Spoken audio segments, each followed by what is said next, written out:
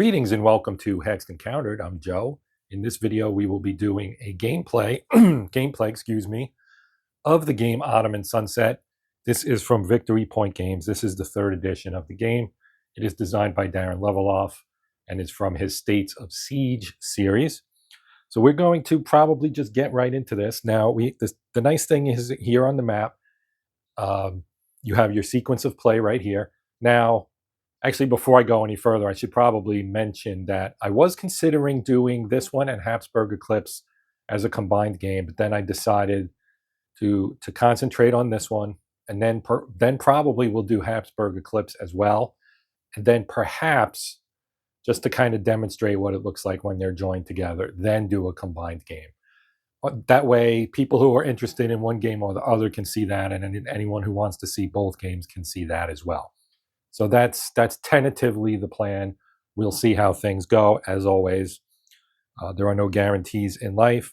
We are set up for the campaign game, which is called A Doomed Sultan. And let me zoom in here so you can actually read the text on here because it is very small.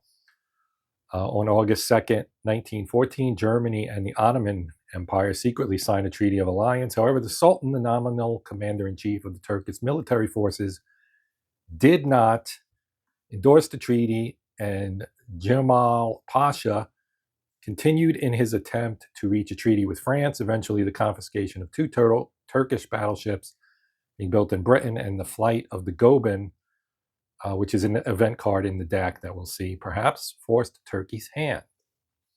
All right, so that is what we're playing. Real simple. This is a pretty simple, shouldn't say it's a simple, it's not overly complicated. Let's put it that way.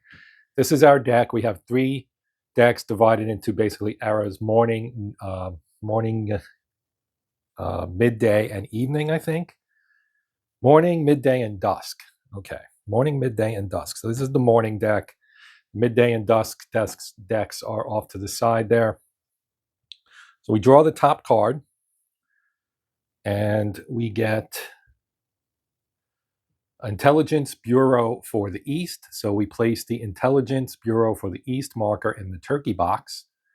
And again, it has text, right? So I won't read this out loud. If you guys want to read it, you can pause the video right here and read it from the screen.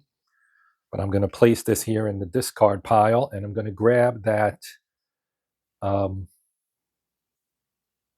that marker. And this is the marker, Intelligence Bureau for the East. And we put it in the turkey box here, which is right there. Okay.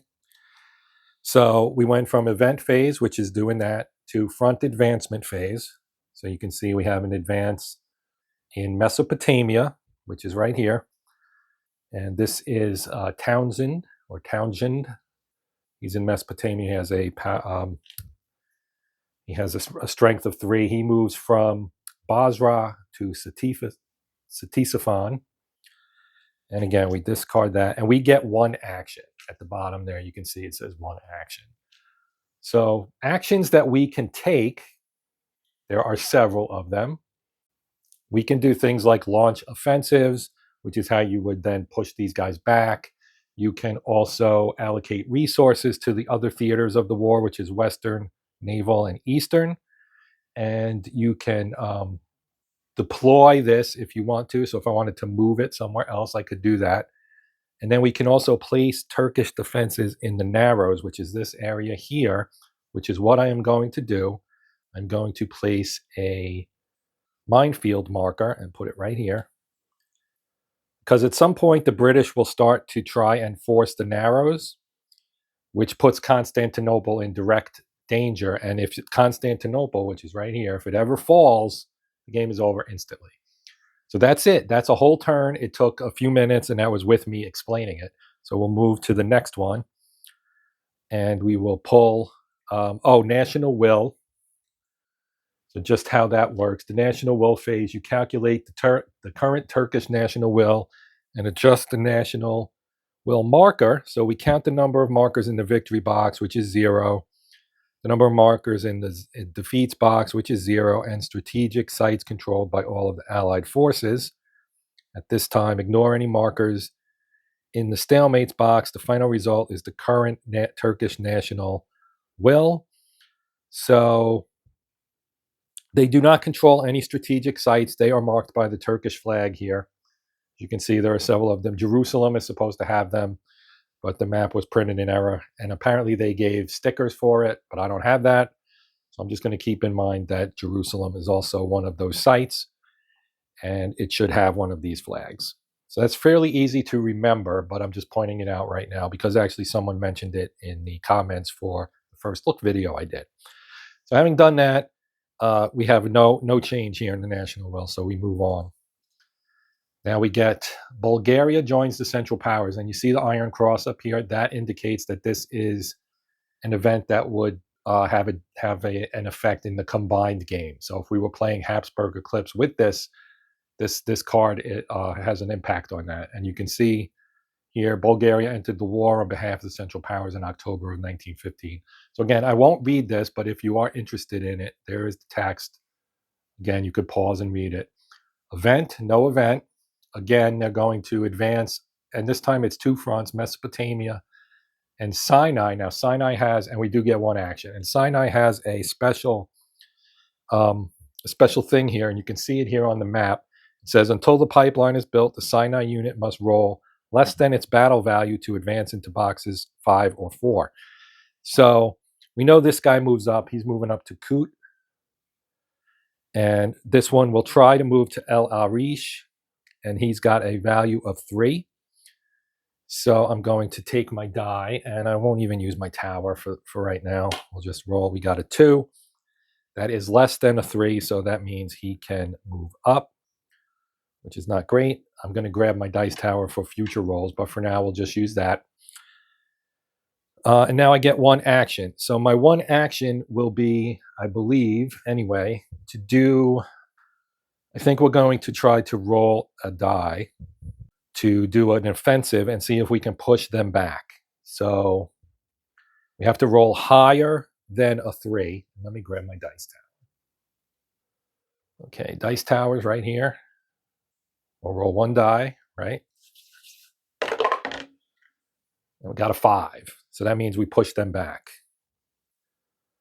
Okay, because here's the thing. If they ever get to 0, they win. All right, we move on to our third card. Grand Duke Nicholas takes control. So this is something that affects the Russians. In September 1915, Grand Duke Nicholas, grandson of Tsar Nicholas I, who had been removed as commander-in-chief on the Eastern Front, took the helm of the Caucasus operation. While his able subordinate Nikolai Yudenich was nominally in charge, Grand Duke Nicholas ran strategic affairs until the provisional government took over Russia in February 1918. So if it is on the map, replace the Caucasus front with the Grand Duke Nicholas, showing the same flag, or that one. So we'll take this off, and we put Grand Duke Nicholas on here. And then we have advances in Mesopotamia, Gallipoli, and Salonika. Now, 2 of those aren't on here yet, so they only come on by event card. So Mesopotamia, again, is going to advance. But Gallipoli, which is here, and Salonika, which is up here, don't have any, they haven't been activated yet. So we're going to ignore that. And we'll take our, we get 3 actions from this. So this is really good. So the first thing we're going to do, again, is try and push them back. So I'll roll for that. And we got a 6, which is good. So they're going to get pushed back again. The second thing I'm going to do is actually buy a resource, which is one of these. You can see +1 DRM. And we're going to put this in the Western Front. And then I'm going to buy another minefield for our Narrows.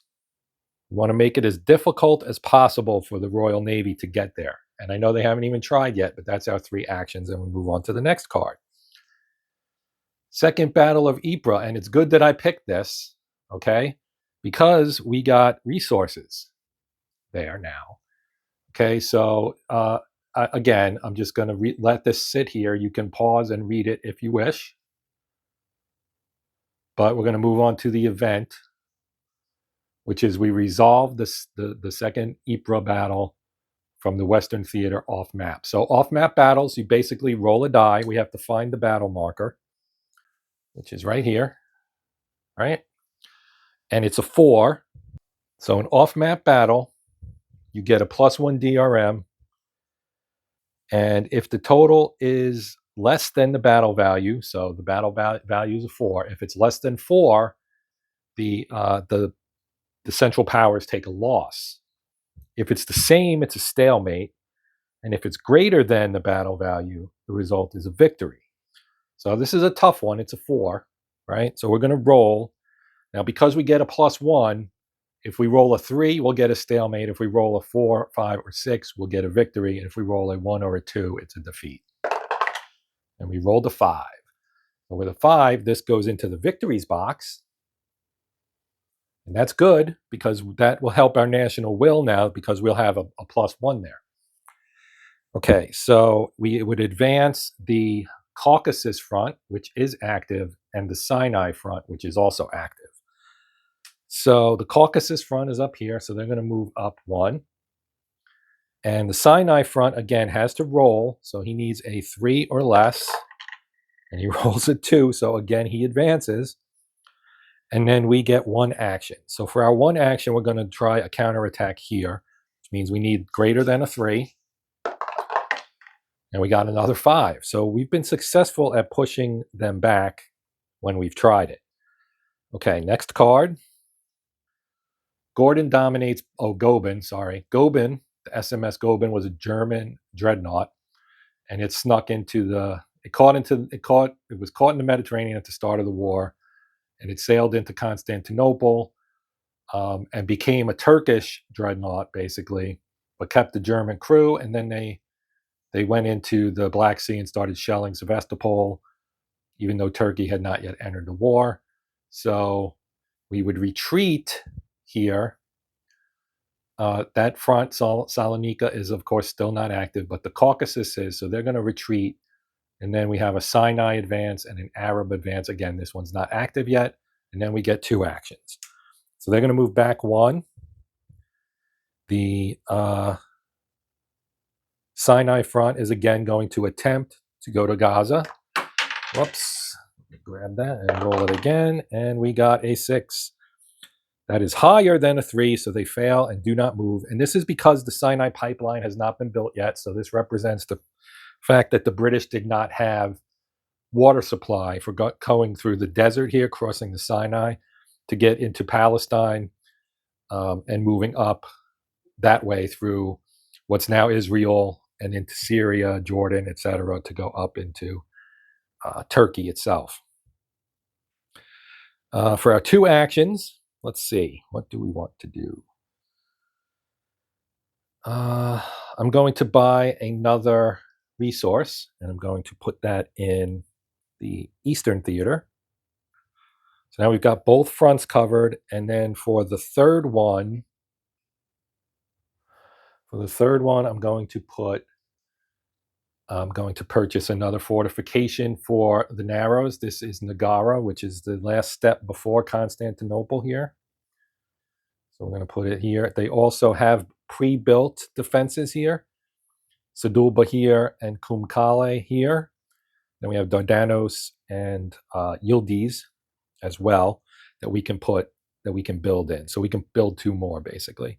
Now we do have to adjust our Turkish national will track this time. So it was on 0, but now because of our victory at the Second Battle of Ypres, we can move this here. And we're at 1. So that's good. That's a good sign. Okay, Gallipoli landing. So now this is going to activate the Gallipoli front. And you can see here, hoping to break the stalemate in the war and knock the Ottoman Empire out quickly. Young British First Lord of the Admiralty, Winston Churchill, conceived a dynamic invasion of the Gallipoli Peninsula. On April 25th, 1915, the landings began, but incompetence coupled with the resolute efforts of the Turkish defenders bogged down the campaign for many months.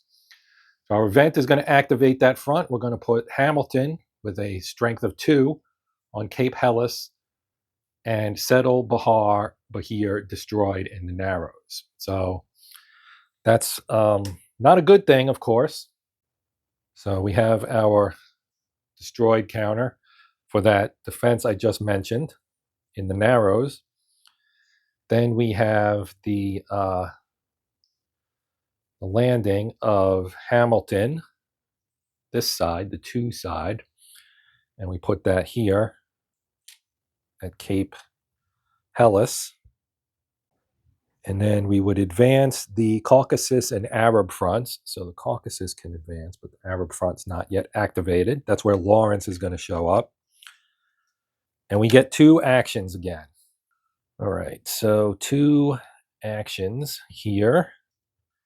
Let's try to push some people back here. We're going to attack in the Caucasus because it's only a 2. And we rolled a 5. So they're going to get bumped back. And then we will attempt to push Murray back as well. And rolled a 6, so he gets pushed back too. Okay. Draw another card. Armenian volunteer units. So Armenian volunteer units served in the Russian and British armies. Origins of these units varied from Armenians who escaped the Ottomans to those who lived in the area under Tsarist control. Harsh treatment of Armenians within the empire led many to resistance, which was used as an excuse for the genocide to follow. Of course, that's a very famous thing. The genocide of the Armenians by the Ottomans. No event this turn triggers optional rule 8.10. Now, if we wanted to take a quick look at what rule 8.10 is on the optional rules, and I'm not really using optional rules, but we can take a look at it here. British submarines, which is a handicap for the player. So we, like I said, I wasn't really gonna do it, but here is that rule if you wanted to take a look at it. So again, you can pause and read at your leisure. And then we'll go back here. And we've got an advanced Arab, Caucasus, and Sinai. So the Caucasus and the Sinai, and they have to, again, roll less than a 3. And they get a 3, so they move up again. And we get 2 actions again. So I'm going to buy the a third resource point, and put it in the Naval Theater. So now I have all 3 covered with a +1 DRM. And there are more of these. You can do +2 as well if you want to. And then I will take an opportunity to purchase another defense here for the Narrows. We will put Yildiz in here, like so. And you can see the path it follows. So it's going to start at, and this will be the Royal Navy marker, which is right here. It'll start here and then go to this one, and then it'll have, so this one is destroyed now, but it'll have to face a defense of 2. Here it's 4, then 3. Then if this one would be a freebie right now until I put something in there, assuming I can, then it would go to the minefield, then Kanakkale here for 2, and then Nagara for 3, and then finally Constantinople 4. And if it manages to run that gauntlet successfully, British win the game. So we move on. We've got jihad declared. So on 14 November 1914, on behalf of the Sultan, the religious leader Sheikh ul Islam declared jihad, urging all Muslims, including those in allied countries, to take up arms. The appeal had a limited effect in Muslim lands under British rule. Sheikh Hussein ibn Ali, the emir of Mecca, refused to endorse jihad, saying it was incompatible with an aggressive war. New epic. So we're going to now shuffle the midday cards into the deck, and then we have several advances and 3 actions. +1 DRM to all offensives this turn, so that is cool. So now we take the midday cards, which are these yellow guys here. Yellow, right? So there's a bunch of them. And we're going to mix these in with these, and I'm going to pause while I shuffle them in. Okay, so we now have a much thicker one here. So we've got advances in the Caucasus, Mesopotamia, and Sinai. So there, and we'll roll for him. Needs a 3 or less, gets a 1, so moves up.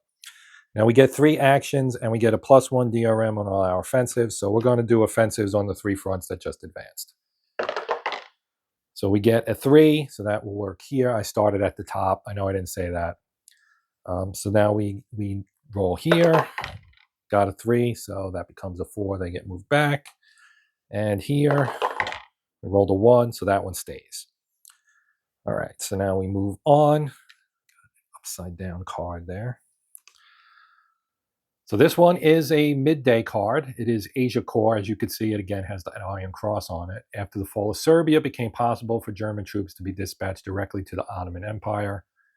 So what's the effect? Take the Asia Core. You may discard Asia Core to gain +1 DRM for all offenses versus a single front for 1 turn. So we will pick up that. That's this guy right here. I'm going to put it here, I guess, and remember that it's there so that I can use it. Mesopotamia will advance, and we get 3 actions. All right. So I think what I will do is I want to counterattack in these 2 or have offensives in these 2 fronts. I also want to purchase the last of our Narrows defenses. So now we're completely stocked up over here, and I don't have to worry about, well, I can still worry about it, but I can't do anything else about it. Now we're going to roll. We'll start with the Mesopotamia front. And, well, that did not work out. And now we'll try it here with Murray on the Sinai front. And that did not work out either. Well, that was a big old fizzle. All right, now we go Enver to the front. Enver Pasha was one of the Young Turks, took command of the Ottoman Empire through the Committee of Union and Progress, insisting on taking personal command of the army. Enver led an invasion of the mountainous Caucasus region at the height of winter in December 1914. The result was a resounding defeat for Ottoman forces at the Battle of Sarikamesh, involving over 50,000 casualties. No event. You get an advance on those 2 fronts, Caucasus and Sinai. 2 actions. Both of these actions must be used for offensives against the Caucasus front, or they are forfeit. All right, well, we know what we're doing. So they get an advance, and they get an advance. And this is now becoming a little bit concerning. So I have to attack this one twice, so we will do so. And we got a 4, so that moves them back 1. Now we'll try another one. And we got a 5, so that moves them back again. So that actually worked out okay, but not ideal. Now we've got the Mesopotamian siege. After the Battle of Ctesiphon, British forces retreated to Kut al-Amara. By 7 December 1915, Turkish troops began to lay siege to the town.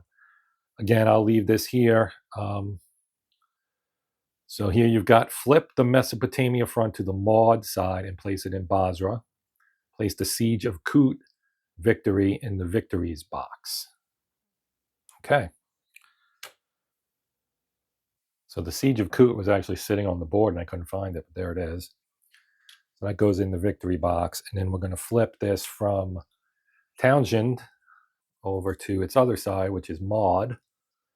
And it's more powerful, as you can see. He's a 3 and Maud's a 4. So he's going to go here to the Basra box, which resets that.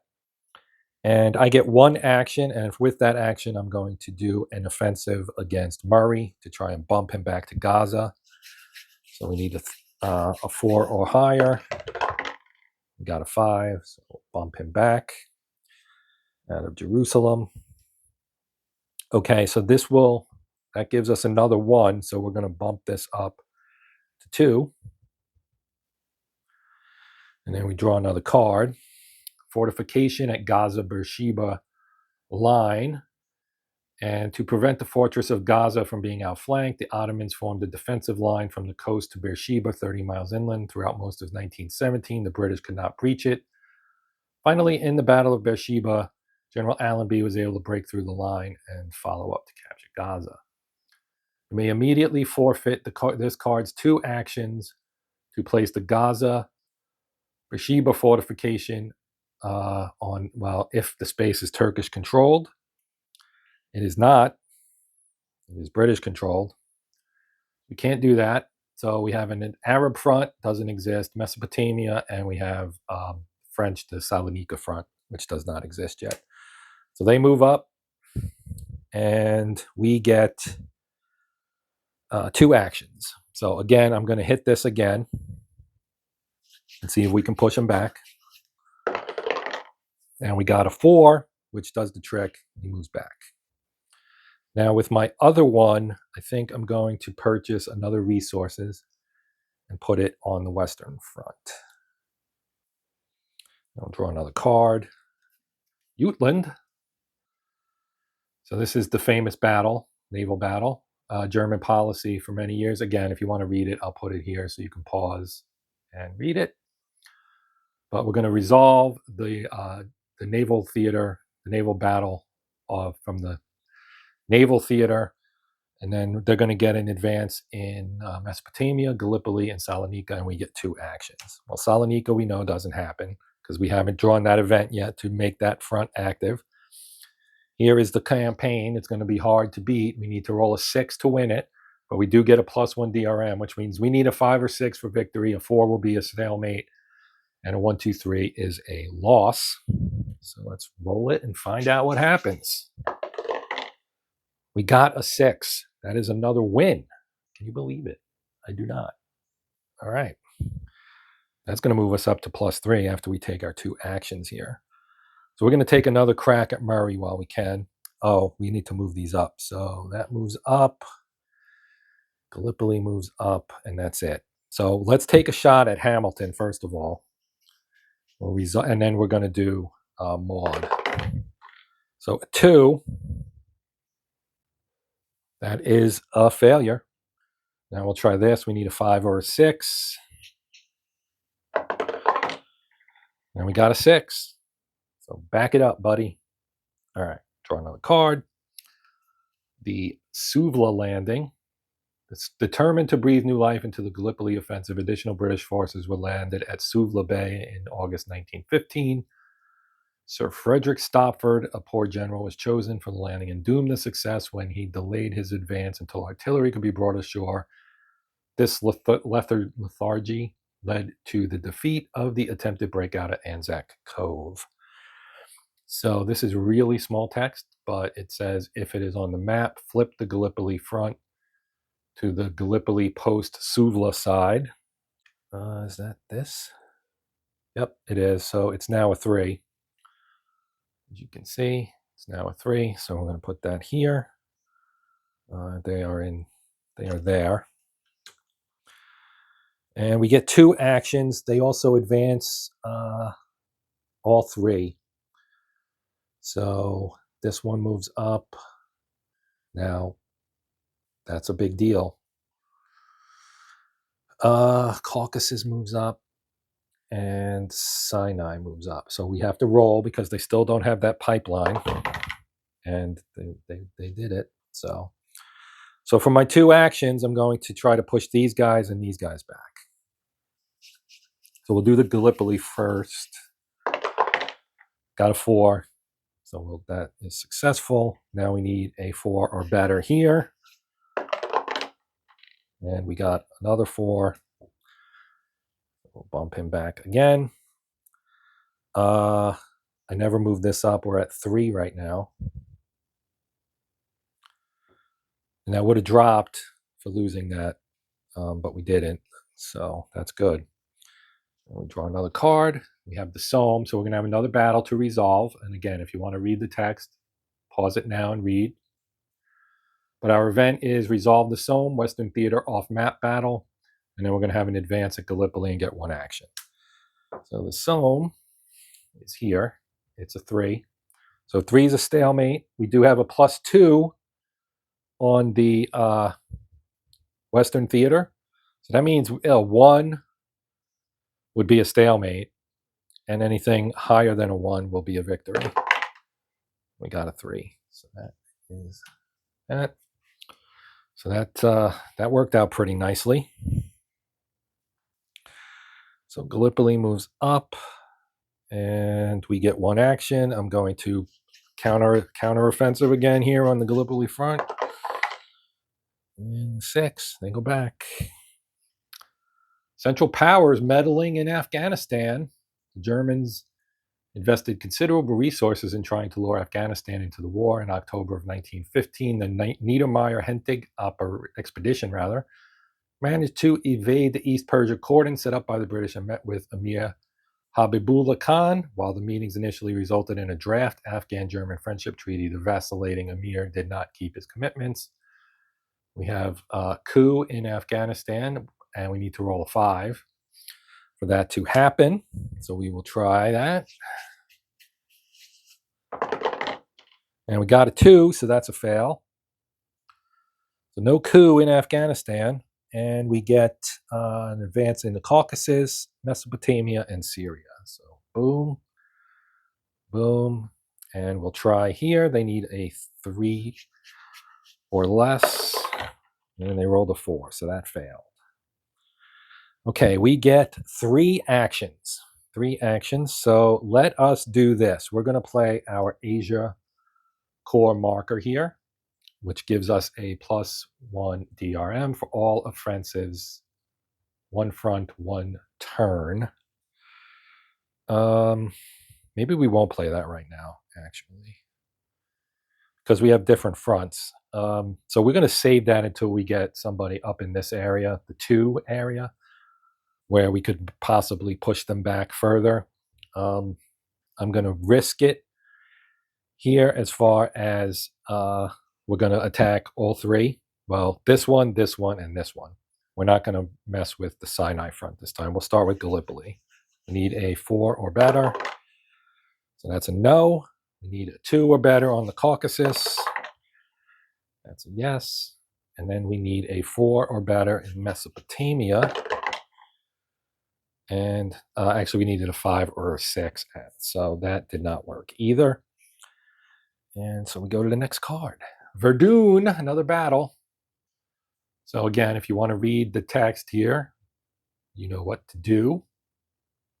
First use of flamethrowers. I did not know that. So now we're going to resolve the Verdun Western Theater off-map battle. We do have a +2 in the Western Front again, so I'm going to put that right there for now. So a 2 is a stalemate, a 1 is a loss, and 3, 4, 5, 6 is a victory. And we got a 3.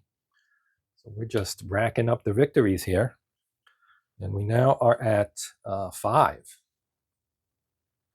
So we're at the top. We don't have to move it up anymore. But that's good because it keeps our national will high enough that we don't have to worry about it. So the Caucasus and Mesopotamia advance, and now he's in Baghdad. So I get 1 action. I am going to try to push him back. And we rolled a 1, so we failed. So this goes down to 4. That goes down to 4. We draw our next card. Yildirim, Thunderbolt. So in 1917, after the fall of Baghdad, the Ottoman Turks assembled an army group called Yildirim, which means Thunderbolt, in order to recover the city. After setbacks in Palestine, the force was redeployed to shore up defenses there, originally commanded by German General Erich von Falkenhayn. Due to his unpopular position on retreat, he was replaced by General Lyman von Sanders. Place 3 Yildirim in their holding box. They are now available for use. And we get an advance in the Caucasus. So that's going to move up to there, which is also bad. Here are our 3 Yildirim. So, oh, what? That's not the Yildirim. Joe! That's Mustafa Kemal. All right, so here are the Yildirim. So you can see you can block a Sinai or Mesopotamian advance, which did not happen on this turn, so I can't use them yet, but I'm going to put them all in here. We have all 3 available. And now we will take 1 action, and I guess we'll try to knock him back because he's easier to move back than Maud. And we got a 3, so that was good enough to do that. So we're still at 4, and we draw our next card, Sinai Pipeline. So they get to build their Sinai Pipeline. New Epic, shuffle the Dusk cards into the deck. If it's not on the map, activate the Arab front, place Faisal Hussein on Yidda, or Jidda. I think it's Yidda, but place the pipeline complete marker in the pipeline box, and then we get an advance in Gallipoli, and we get 1 action. So pipeline is complete. So put this in here. They get an advance here. And again, that moves them up there again. And we have to shuffle in the other ones, and we have to put our Arab front active with this guy here, Faisal Hussein. You can see who's on the other side. It's upside down, but you know the name, I am sure. It is the famous Lawrence, TH. And they go in, wait, it said to put them in Yidda 6. That's cars. So we're just going to put them on cars. That's what's actually there. Okay. Now I get 1 action, and we will use it to try and move Maud back, I guess. Actually, no, we'll use it on Gallipoli here. So we need a 4, 5, or a 6, and we got a 5. A 5. Back up. So we stay at 4, positive 4 for our national will. Next card, Yudenich named commander-in-chief. So Grand Duke Nicholas gave General Nikolai Yudenich a free hand, and after the Russian Revolution of 1917, Yudenich was officially named commander-in-chief. So if it's on the map, we place the Caucasus front with Yudenich showing the same flag. So that would be the Russian flag on the left, I believe. And that is this guy right here. So we'll pull this off and put that there. And now we get an advance, Arab advance, and Mesopotamia advance figures. All right, so now they've got 2. That's going to move us down to a 3. We get 2 actions. So I need to do something about this. So I'm going to try to move them back. A 5 or a 6 will get it done. We got a 6. So that moves them back. And we're going to hope we can get it twice. And we got I got a 5. All right. Good. That moves us actually back up to a 5 on our national will. And we draw our next card. Oh, frick. I just realized I never shuffled in the dusk card, so I'm going to do that right now. Sorry about that. I completely forgot to do it. All right, so now I've done that, and I'm going to draw the next card. And look, we got a dusk card. Kaiserschlacht. This was the famous 1918 German offensive on the Western Front. Kaiser's battle was the last major effort by the Central Powers to win the war. Realizing that war weariness had set in and that fresh American forces were arriving en masse, General Ludendorff committed his final reserves and infiltration forces from the Eastern Front. While the campaign was initially successful, by July it had petered out. So we're going to place the Kaiserschlacht marker on the sequence of play. Where is it? Here it is. So place that here. Carry out this phase each turn from now on. Then we get a Caucasus and Mesopotamia advance. We get 4 actions, +1 DRM to all offensives this turn, and a +1 DRM to the Kaiserschlacht off-map battle this turn. Okay, so this is a new element that we've added here now. So the first thing we're going to do is advance Caucasus and Mesopotamia. So that's this and this. And we get a +1 DRM on all offensives this turn. And we have 4 actions. And I am going to use my Asia Corps now to get an extra +1 DRM, to get a +2 on the Mesopotamia front. So I'm going to do 3 attacks here to try and move Maud back. With a +2, I only need to roll 3, 4, 5, or 6 to be successful. So a 3 is success. Now we'll try again.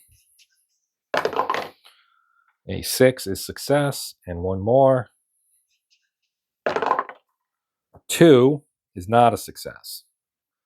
But we did push them back a couple spots, so that is good. Now we will do one up here with a +1. And then we got a 5. So move that back. So again, we are still kind of holding tight here. Now we have to do our Kaiserschlacht battle because we've done our action phase. So now we get to the Kaiserschlacht phase. So the Kaiserschlacht battles have their own markers numbered 1 to 6. Place these markers near the game board in order. So I've done that right here, as you can see. And we will start rolling here. So we do them in order, starting with marker 1 first, and next turn will be 2, and so on and so on. So we're going to roll against it. It's a 3. And we are going to get a +1. And we got a 3, +1 is a 4, so that makes it a victory. So it goes up here in the victory box. We are still at, we're at 6 now. So that's good. And so now we go to the national phase, which I just said we're at a 6 now. And so we're done. We draw our next card. It is the Brusilov offensive. So this is the Russians on the Eastern Front where we have a +1 DRM. So Brusilov, he's right here. Whoops, I dropped it. Right there. It's a 3. So if it's a 2, it's a stalemate. A 1 is a Allied victory. Anything else is a victory for the Central Powers. Look at that. It's a 1. That is our first defeat. And that moves us back down to a 5. So we're now at a 5. And we get an advance on Salonika, which is not active, so it does not happen. And we go to our actions, of which we have 2. Let's attack the Caucasus again. We got a 6, so we'll move him back. And let's attack Gallipoli. And that's a 4, so they move back as well. And that was okay. The U-boat campaign. Okay, so again, since Britain had naval superiority, the Central Powers looked for a way to level the playing field. Advances in submarine warfare allowed Germany a chance to interdict supplies. Okay, so we're going to resolve the U-boat campaign naval theater off-map battle, and then we're going to advance Arab, Mesopotamia, and Sinai and get 3 actions.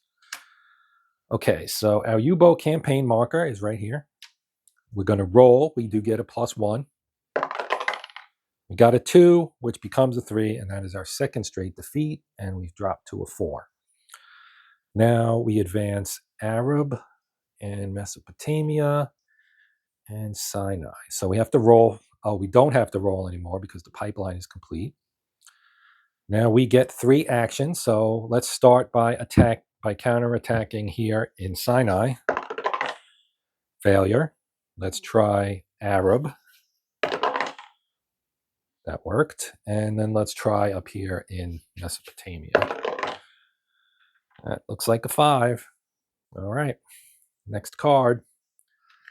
Landings at Salonika. So this is going to open up that other front. Here's the text for it if you want to read it.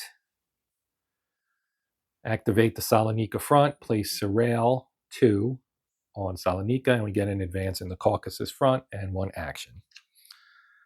So we get Serail here, and he goes in the 4 spot there at Salonika in Greece. We get an advance here, and we get 1 action. So let's see if we can negate that advance. We need a 4 or better. And look what we got. We got a 4. So back it up. All right. Next card. Bolshevik Revolution. All right. Bolshevik Revolution took place on 24-25 October of the Julian calendar, led by Lenin and the Soviets. This revolution succeeded in toppling the provisional Russian government and replacing it with a rule by the proletariat. Remove the Caucasus front from the map and set it aside. It may re-enter play later. So then we get advances on Arab, Salonika, and Sinai and 2 actions. So this goes away. So we outlasted the Russians, so there's no Caucasus front anymore, which gives us +2 victory points if this front is closed at the end of the game. And the way the game ends is if we survive the deck, which is this, we'll be we'll be victorious.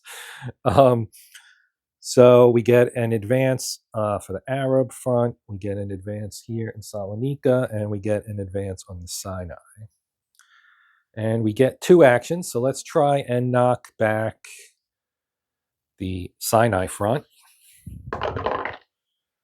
And that's a 6. So that was successful. Now let's use the other one here, since that's a shorter front. And that's a 2, so that's a failure.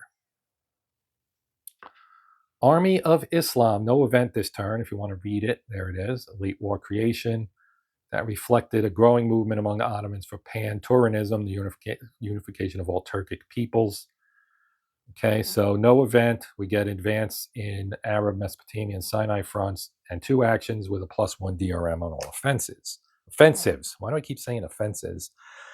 So Arab up, Mesopotamia up, and Sinai up. So you know what we're doing with our 2 actions. It's going to be 2 of these.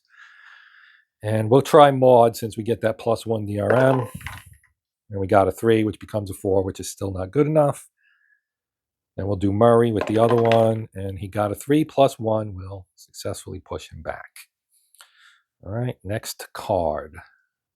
The Senussi Revolt. Okay, in November 1915, Ahmed Sharif Senussi, the head of a religious sect of tribesmen in Libya, was encouraged to attack the British in Egypt after his forces seized a few oases. British forces with South African aid expelled the Senussi from Egypt permanently by February 1917. The Sinai front will retreat. The Mesopotamia and Gallipoli fronts will advance. We get 2 actions. Sinai front, retreat. Mesopotamia, advance, and Gallipoli, advance. 2 actions. Well, we have to do something about Maud here. Oh, you know what? Let's block it with one of our Yildirim. So we'll take our Yildirim to block that advance. Now we still get 2 actions, so let's try and back the Arab front up. That's a fail, and we'll try again. That's also a fail. So not good. All right, forcing the narrows. So here's the British attempt to force the narrows. It took a while to get to this. This is a morning card. Resolve, no, I'm sorry, this is a midday card. Resolve the Forcing the Narrows campaign, see Rule 1.5. Okay, so the Gallipoli campaign was originally conceived as a purely naval operation. I'll let you read the rest if you wish to, but we're going to move on, and we're going to resolve the Forcing the Narrows campaign. Well, I don't see the British fortitude counter, unless I'm missed. Oh, wait a minute. Wait a minute. There were a couple counters I didn't punch. Now we got it. All right, that's there. Royal Navy starts here. Okay. Now, they don't have, since this was destroyed, they can advance to the next one. And I also forgot to do this at least once or twice, so I'm going to have to resolve that. I'm just going to pick it up there. So this is a 2, so they need to roll higher than a 2. So they do. So now they move here. Now they have to roll higher than a 4. And they don't. So they're stopped there. So that loss moves them down 1. And we move to the next one. Here, Yildiz, which is a 3. So they need higher than a 3. They get a 4. Go to Dardanos. And again, they need higher than a 3. They get a 3. So it's equal to. So that takes another hit to their fortitude. Go to the minefield. They get a 4. Which is the same. So again, that's going to knock them back. Then they go to Nagara, which is a 3. And they got a 4. So that moves them to here, and that ends their campaign through the Narrows. And we will get 1 victory point at the end because they reach their withdrawal area. So that is the end of that. Okay, So that ends that. All right, so we did that. Now, Arab and Caucasus both advanced, so that's going to go to Damascus. Caucasus is out of the game, so we don't have to worry about that. We get 2 actions. So we are going to do a counteroffensive here to try and push them back. That did not work. We get 1 more try. And we did succeed there, so that moves them back. Okay, now we have to do the Kaiserschlag. So the next one up is this guy right here. It's a 3. That's the defeat, or stalemate rather. So it goes in the stalemate box. And we'll go to the next card. Vasmus in Persia. So February 1915, Wilhelm Vasmus was dispatched in an attempt to convince Iran. So this is the Iran coup, or Persian coup, Persian coup. And then they'll get an advance in Gallipoli, and we'll get 2 actions. So let's roll against this Persian coup. We need a 5 or a 6. Oh, right. If I had moved this to Persia, I'd get a +2 DRM. But we're not going to do that. So I'm going to roll it, and we got a 6. So that actually succeeded. That actually did succeed. The coup succeeds. Place the coup marker in the victories box. So we're now at 7 minus 2 is a 5. So we're going to slide that back to 5. They advance Gallipoli again. So we will take our 2 actions to try and push them back. And we did. Now for the other one, I'm going to move this to India, just in case that comes up next. Now we'll draw another card, Sandstorms. Much of World War I in the Near East was fought in desert regions. As such, sandstorms were a major factor. So retreat, roll a die. On a 1, 2, or 3, Mesopotamia retreats 1. On a 4, 5, or 6, Sinai retreats 1. Okay. It's a 4, so the Sinai retreats and the Arab advances 1. We get 1 action. No offensives to either of these 2 fronts, but we were going to go against the Arabs anyway. We rolled a 6, so Arab front gets pushed back. Next card, Allenby takes the helm. So this is going to change the Sinai front to Allenby, which is going to make them stronger. It's a 4 now. They get to advance Arab and Caucasus, but again, Arab is out. And we get 2 actions, so again, we're going to try to push them back. That did not work. We'll try again. That did work. All right. Next card, the Hoffman Offensive. In mid-1917, General Max Hoffman requested additional German forces from the Western Front in order to knock Russia out of the war. Resolve the Hoffman Offensive Eastern Theater off-map battle.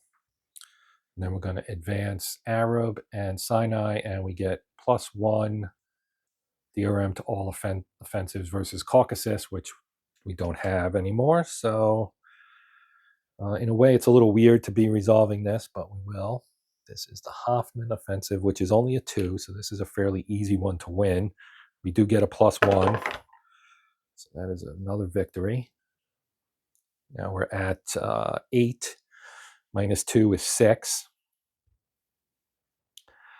The Arab and Sinai get to move up again, and we get 1 action, and we will again try to push them back. And we will. And I think at this point I'm going to suspend play here. There's still a decent amount of cards left. But I think you've got in the... actually, let's resolve our Kaiserschlacht here. So we've got a 4th one here. This requires a 4. And we didn't get it, so that's a defeat. So now it's 8 minus 3, which is still 5. But yeah, that's going to do it for this video. I think you've gotten a good sense of how the game plays. And what I'll probably do is do the next video on Habsburg Eclipse and let you see that game. And then perhaps we'll do a combined play of the 2. But we'll see how viewership is, what you guys are interested in. So, in that vein, or with that thought in mind, if you'd like to comment and let me know what you think about that plan, please do so, because it could impact my decision on what we're going to do here. But that's going to do it for this one. So, as always, thanks for watching. If you do have something to say or questions to ask, please feel free to do so. But I appreciate you watching. If you consider liking, sharing, and/or subscribing, that would be greatly appreciated as always. But until next time, as always, I'm Joe. This is Hexed Encountered, and happy gaming.